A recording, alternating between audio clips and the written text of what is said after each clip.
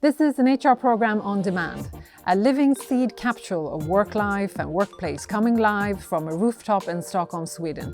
It's me, Ann-Marie Andrich, and me, Katarina Berg. A vodcast, if you like, on HR, straight across the counter. Sponsored by HR The Real Deal, HR by HR for HR.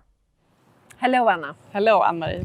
Welcome to the session about the Work From Anywhere program at Spotify. Really excited to have you, as you are one of the master brains behind the program. So before we do a deep dive into the program that you will share your learnings and thought processes around, would be great if you share a little bit about who you are and what you do at Spotify. Sure, and it's my pleasure to be here. So I am running HR for our Americas region, and I'm overseeing content and advertising businesses. So basically taking care of all the HRBP related work for these two businesses as well as the Americas region at Spotify. And I've been with the company for about 5.5 years. Fantastic. Great journey so far. You got assigned, I know, some time ago together with your peer Alexander Westerdahl to look at what future work would look like at Spotify. So why don't you share with us why did you get that task and how did you go about it? Yes. So I think a big part was that Alex and myself are overseeing two areas within the company that have a lot of talent that we could foresee would really both appreciate, but also their roles would work very well to work remotely. So I oversee the content piece and Alex R&D, and with engineers and creative employees. Our hypothesis was that these employees really could work from wherever in the world. And since we are the HRBPs, for these areas, when we know their business as well, I think that was one reason why Katarina assigned us the task. And what did she tell you? What did she want you to do? It was really not that much of information, which is like true Spotify fashion, but it was really about, I know Katarina and Daniel for many years have had a conversation around like, what does the future work look like?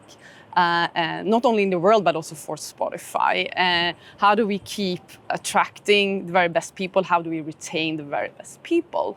It was really, Daniel really had a vision that we really want to become a distributed first company and really enable our talent to be the very best regardless of where you work from. And that was basically the overarching vision. And then we kind of got to work after Daniel and Katarina sharing that vision with us. And the process was really me and Alexander sitting down and I guess looking at not only the HR part of the work, right? The Work From Anywhere program with, the cultural aspects, with the labor laws, with the compensation, with, all of these pieces, but also the other pillars that are connected to Work From Anywhere, which is really adapting our workplaces to this new way of working. It's really the strategy, the long-term strategy. How do we ensure that having a remote workforce or a flexible workforce, how do we ensure that we still meet our long-term and short-term goals? We needed to tie into our kind of strategic pillars as well. So it was really about creating, Alexander and I really early understood that we need to create a cross-functional team with representatives from all of these parts of the company to ensure that we have an overarching philosophy and strategy around Work From Anywhere, not only the HR piece, but the other very important areas as well. Exactly. And who were part? You mentioned Office, for example. Yes. So who else did join that So that team? is Mattias Stålhammar, who heads up our global workplace solutions team, and also Sonja Simmons, who heads up design and build. And then we have Nina Hammarström and Ea Due, who are part of our strategy and operations team. So we were like the small core team. Mm-hmm. And then we had, of course, a larger part of our organizations tapping into the project as well. Right. Yeah. And how did you go about it then? So you had a project team. You knew that you were looking into, the future work and, how this would tie into your strategy and so forth. So what were the different steps that you took? Yeah, so we started with really and this I think became the most important thing, but also the most challenging piece. That we had this overarching vision. We want to become a distributed first, organization. For us, work is not really about, going into the office. It's really about what you do. And we have these strong beliefs that if we offer flexibility and a great work-life balance, we will both retain talent, but also tap into a very a new and diverse, a more diverse talent pool. But having all these items in front of us, and then also our current HR strategy, trying to then put together a program that would really work for Spotify. So we took the flexibility part and we started to okay, what does this mean? What do we offer our employees? And we landed in 2 offerings. So one is offering a home mix, which is really about offering our employees to work the majority of their time remotely. Still, of course, staying connected to the Spotify culture, our offices, coming in for meetings, meeting with the teams and so forth, but spending the majority of your time remote. And then the other offering were the office mix, where you spend the majority of your time in the office, but with greater flexibility than we had before. So really, for example, working from home a couple of days a week if you want to do that. So these were the 2 offerings we landed in from an HR point of view. But then you take that and you kind of divide these 2 into all the different parts of HR and making sure that we had answered all the different questions. Exactly. So if you take the office mix first, what does that mean? Everything from the tactical questions around how much time do I then need to spend in the office? Right. Can I work from my current office? Can I move to another office? If you take these questions, then you break them down into what does this mean for taxes, for labor law, for compensation? So all of a sudden we had all these different questions that we needed an answer to. So we started to create this playbook that has been the core offering, and I think that was, to be honest, the success of the program also, that we really put that together, which has kind of served as the Bible, if you want to call it like that, for our employees and our leaders to really tell everyone the same story and send the same message around what this program really means. Exactly. So it's very interesting to hear you go through this, and just to tie back to what you were saying about the difficult part of, okay, so what does this mean from a compensation and benefits or insurance perspective? And I think that this is the $1 million question that all of the companies that are looking into a similar setup are struggling a little bit with. Have you answers to all of these questions? Where are you in this process? No, you're absolutely right. It is the $1 million question. I think this is the area where we spend probably most of our time as an HR team discussing, and also discussing with the executive team, getting their buy-in. We really looked at 3 different approaches. One was, let's keep as is, meaning that we would pay per the location you're in, and we use the market data for that location. So you have one salary for New York, another for Boston, a third for Chicago, for example. Or secondly, should we look at dividing compensation per regions, such as divide the US into 4 different regions and you pay different in different regions, for example. Or third, do we move into one salary range for all of the US? Right. And we choose the latter. There are pros and cons with all these 3 options. But there's a couple of reasons why we choose going into one benchmark range for all of the US. And that's, we believe that one of the main reasons why you would move from, for example, you're based in New York today and you decide to move to Minnesota. It's probably because you want to move back home or move back to family or from where you're from.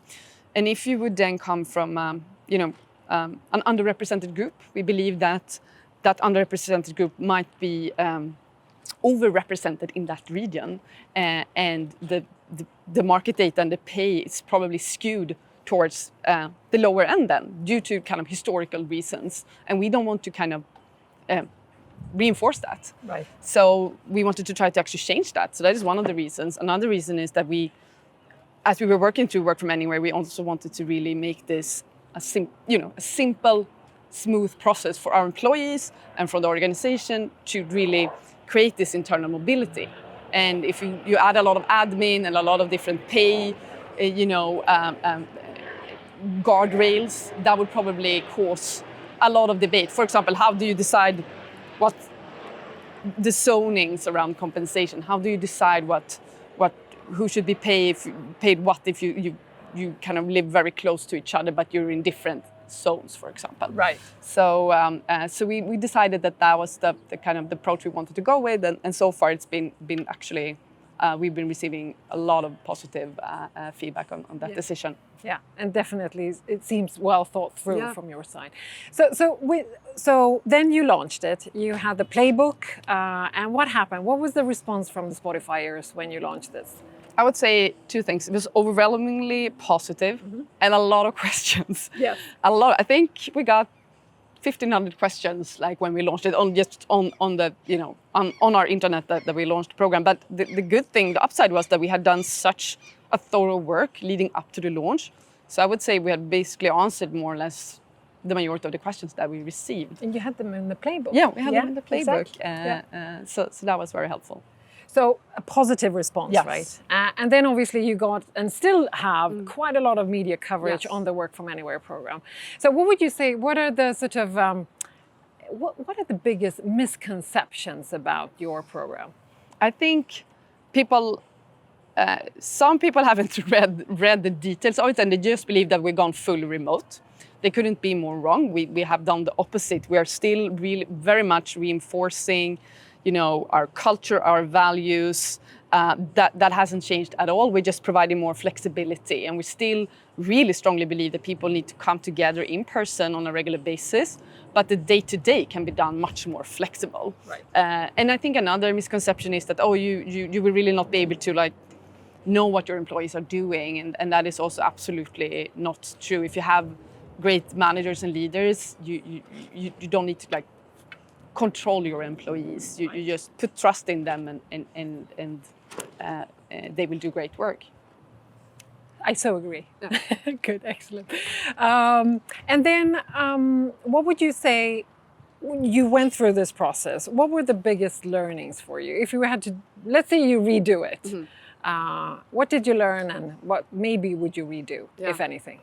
No, it's a great question. I would say we had estimated that this is obviously a huge transformational, change and shift in our ways of working. And we had estimated that we need to really anchor this internally. We need to spend time with leadership, but we hadn't estimated how much time we needed to spend with leaders, managers, to make sure that we had captured their concerns, potential worries, questions. That took much longer than we had anticipated. So I think I would kind of plan for that better. Another thing that kind of came up as we went along, which was a great thing, was we started to present our initial thinkings to our executive team and to our kind of leadership team. And they had so many questions that we decided to let's actually put together a larger working group with representatives from each of the businesses, with managers or leaders. So we gathered a group representing, again, the cross-functional business units, and they had so many great questions that we were able to capture and provide answers to before we launched. Right. So that was a great thing that I would we should have thought of that, but luckily we were able to kind of capture it in going into the project. Right. You mentioned earlier the culture. That the Work From Anywhere is anchored in your values and in your culture. Do you think that your culture will change with the program? Not with the program. I mean, it's not a bad thing if culture evolves or changes, but I think that one thing that really is our core is that we're a value-driven company. We always have been and we always will be. And we are doing a couple of things to kind of maintain that. Right. One is, I'm sure you've heard about our intro days, where all new employees get, before this is pre-pandemic, but they get to spend time in Stockholm with our executive team, learn about our businesses, our journey, our values.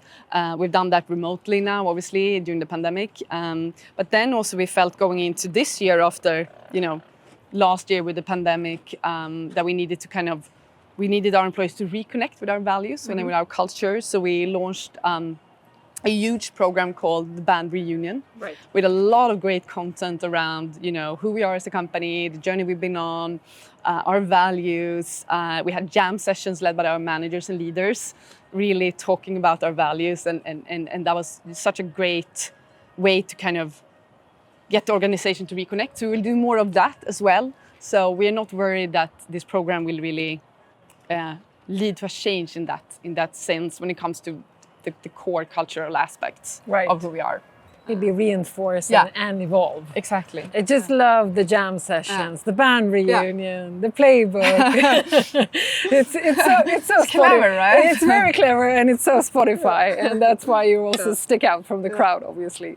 Lovely. Thank you so much, Anna, for sharing. My pleasure. It was great to have you. You know how we end these sessions? We typically, I think so. Yeah, we typically end these sessions with the 3 things. Would you join me in the 3 Yes. things? Okay, you go first. Stay safe, Yes. stay active, stay strong. Excellent. Idemo dalje. Idemo dalje. Very good. Okej, Okej, okay. Good. nu kör vi. Okej, vad good. Jag har tics på den. Rätt in. Jag ska rätt in, Anna. Rätt in. Gud vad jag svamlar. Nu tar vi om den. Du är jätte... Nej, det är svammel. Nu tar vi det igen. Nej! Det är alltid början. Alltid början. Det var jätte... Nej, det är skitdåligt. Det var inte bra.